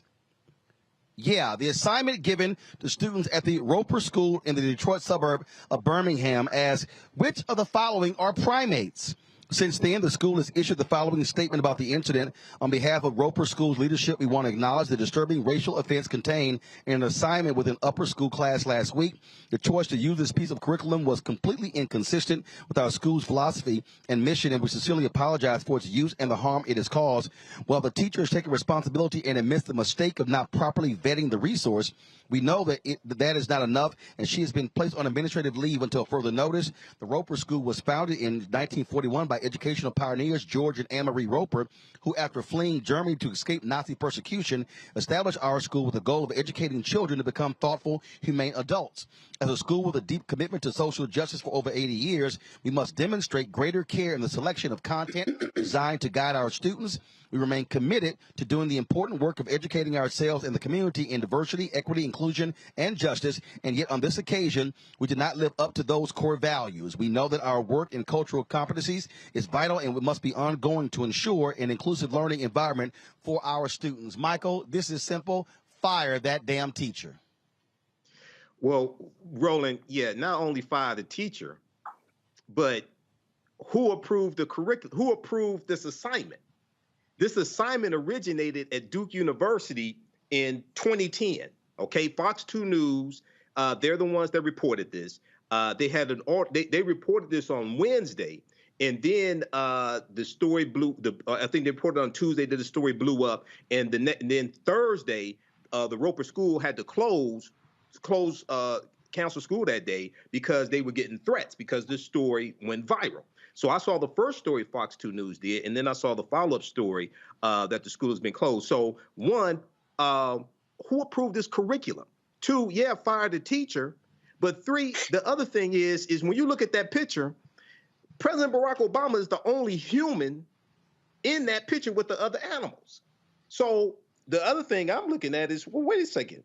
Why did this originate at Duke University? What's Duke University doing? But this is why, the Southern Poverty Law Center, Roland, they have a study called Teaching Hard History, American Slavery. It's about a 52-page document, Teaching Hard History, American Slavery. And what it does is it documents how the history of slavery is incorrectly taught in schools all across the country. And then they make numerous recommendations on how to better teach the history. Every school in this country needs to adopt that. But yeah, it's more than one person needs to be fired or at least investigated here. So this makes no sense whatsoever. Let's talk about this here. The University of Central Florida, they are being forced to reinstate a longtime tenured professor who was fired after comments he made on Twitter were roundly condemned in the aftermath of the death of George Floyd. The arbitrator said the university failed to show just cause for firing Charles Negi, author of the book White Shaming, Bullying Based on Prejudice, Virtue Signaling, and Ignorance. The university is not going to challenge this ruling. They're going to have to reinstate him with tenure pay and benefits, and will work with him, quote, on the details of his work assignment for the fall term. And again, these particular, he was taught there for 22 years, was tenured for 18 years, and people, again, were not happy at all with the things that he was tweeting. Matt, they talked about how this was, of course, violating the collective bargaining agreement, and when people don't realize tenure, you're essentially guaranteed a job for life. It is very difficult to fire a tenured professor, even if they make what some might consider to be racist comments. Yes, but beyond that, the thing that I found absurd about this story is that he was actually fired for making a hostile learning environment. So it seems like the one thing that would be just cause for a tenured professor would be if he is making his students uncomfortable by what he's saying in class and by the environment that he's creating. I mean, the whole idea of a professor is to impart upon their students the information, right? So if the students feel like it's a hostile learning environment, I'm really confused how the University of Central Florida found that that was not just cause to fire him. And in fact, he was brazen enough to say he intends to sue the school. So this is one that I'm really interested in seeing how this investigation was conducted, because it seems like the whole reason he's there is to make students learn. And if the students are not comfortable learning from him, then it seems like his tenure should be revoked, and that should be just cause. And Kelly, there were students who, after they heard about this arbitrator's ruling, said they were shocked and stunned. They felt that they had to deal with discrimination and racism in the classroom. My thing is, the whole premise of being tenured is that you have proved yourself worthy of working at that school for until you decide to retire. When you do something as egregious as promote racism within the classroom, in my opinion, you revoke that right or that thing that you have earned, because you are now making your educational environment toxic and not a space of learning. So the fact that he feels entitled to this job just because he was tenured is irrelevant to me. I mean, that is more white privilege like to me than just, cookie cutter, I was tenured and therefore I should have a job. He feels entitled because he doesn't really feel like he did anything wrong, not because he was tenured. And that is my issue with it. You don't think that what you did was egregious enough to be fired, even though it was, regardless of whether you were tenured or not. So for me, he should not be back at his school. And for those who think otherwise, I sincerely encourage you guys to look within yourselves and be like, would you want your child, or would you want to be taught by someone who has this inherent racial bias within themselves? Because ultimately, that's how you get graded. That bias is how, things work within the classroom. So if they're not, getting graded like on a non-biased perspective, then why are you in the classroom at all? Folks, we often talk about the shortage of teachers. What about special ed teachers? The Easter Seals is an organization working to improve access to special education resources for families of black students with disabilities called the Black Child Fund. Erica Watson, Easter Seals National Director for Childhood Development, Education, and Equity, joins us from Cincinnati, Ohio. Glad to have you here, Erica. So exactly what is this Black Child Fund? Thank you so much for having me, Roland. We appreciate the opportunity. Easter Seals launched the Black Child Fund in summer of 2020 on the wake of the Black Lives Matter movement and the death of George Floyd. We really wanted to find a way to have a systemic response to racism and a systemic response to the marginalization and the continued dehumanization of Black bodies. And we thought the best way to do that was to focus on Black children. As you know, Easter Seals is the nation's oldest and largest disability rights organization. And so our work really falls at the intersection of race and disability. And what the Black Child Fund seeks to do is to, quite frankly, become the leading voice in understanding and addressing disparities in educational outcomes for children who reside at the intersection of race and disability, with a specific and intentional focus on Black children.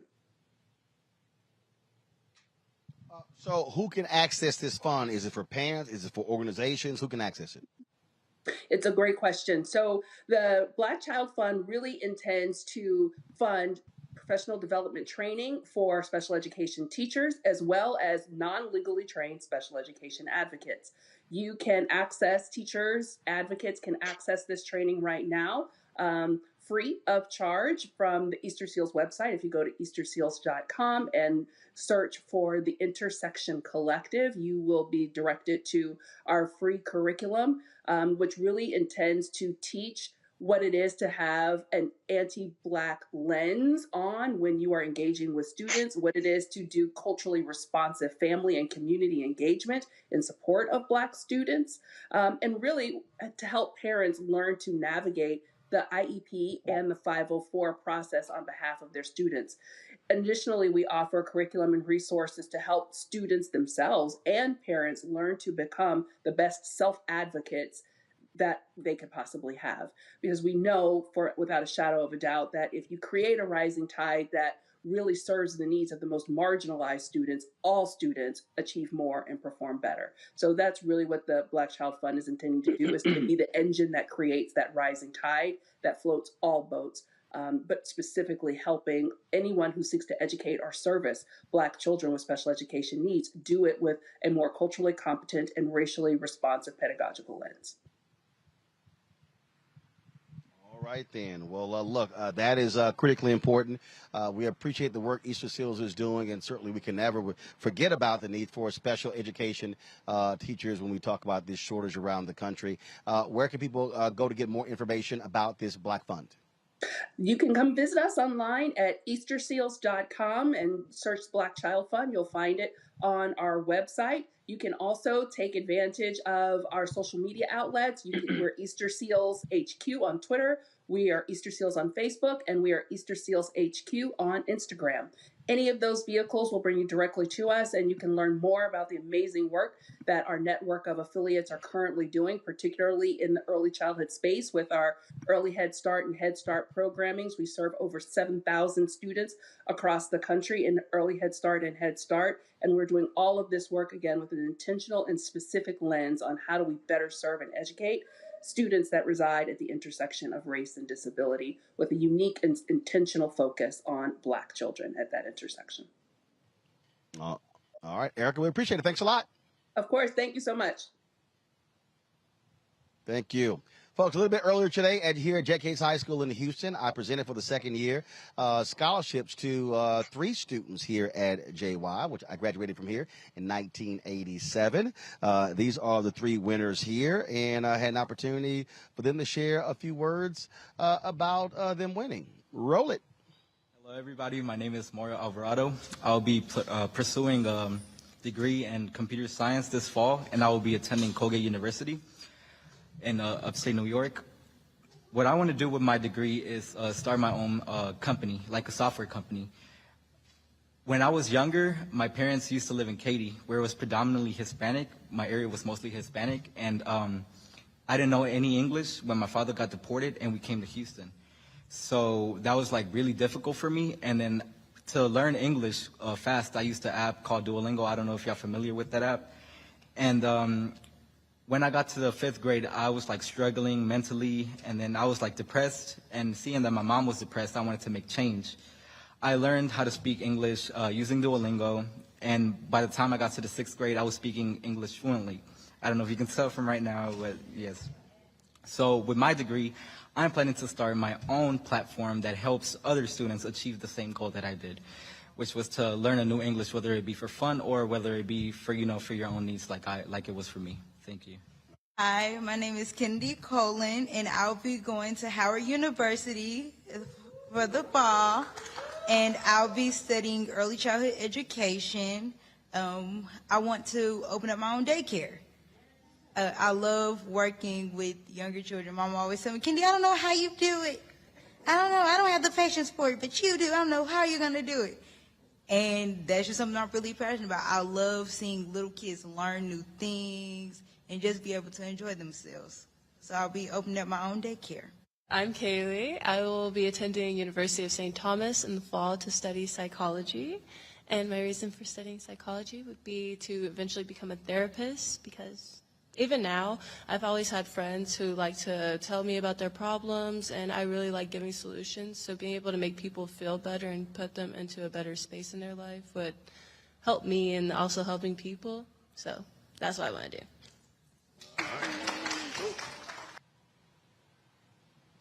All right, so I want to shout out Principal Tiffany Guillory as well as SLC Coordinator Andrea Brown for their work with the students. And so it's always great to see the next generation and helping them out when it comes to college.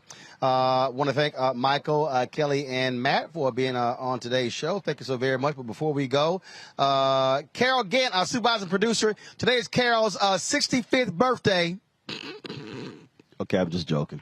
Y'all, get a shot of Carol. Carol, you 64? Oh, I thought you were like 69. Okay, Carol, you 64? Really? Get a shot of Carol, y'all. Carol is waving. Okay, so yeah, y'all. So if anything happens with the show and it gets messed up, blame Carol. Now y'all know what she looks like. Why the rest of y'all waving? Only one person should be waving. That's Carol. Brooke always trying to be on TV. All right, then. So happy birthday, Carol. Hold it down there in the control room there in D.C. So, again, happy birthday. And y'all give Carol a cupcake or something with a candle on it. Did y'all get her a cake or something? Y'all should get her a cake or something. All right, y'all. That's it for us. Carol said she bought them pizza. Boy, that's a trifling staff where her birthday, she got to buy some food. Boy, y'all trifling in there. All right, y'all. That is it for us. I did not get to the Gene Thomas story. We're going to get to that on Monday. We also are going to talk about on Tuesday. We're going to share Monday or Tuesday. Sister, she actually opened up this clinic called the Honeycomb Clinic. I stopped by. She had a grand opening, so we shot some video. And it's a place where black doctors can be able to do services out of there. 9,000 square foot place. We're going to show you that as well. Shout out to my man Marcus Davis, owner of the Breakfast Club. Anthony and I stopped by the other day. Had a great meal. And then I talked to my man Lynn, of course, in the Kia at the Turkey Leg Hut. And so we may swing by over there. See, the problem is we come to Houston, man, they screw up a diet real quick. With all the folks who want a brother to stop by and get a bite to eat. So we'll see. So again, glad to see everybody here.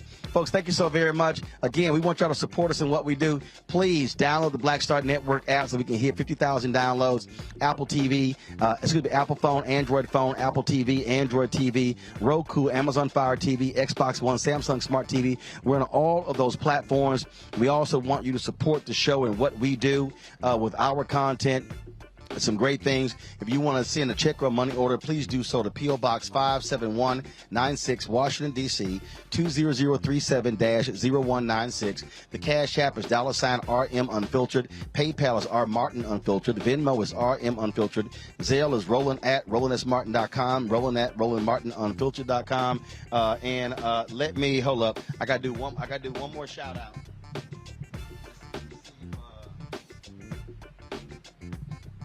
Do one more shout out. Y'all hold on.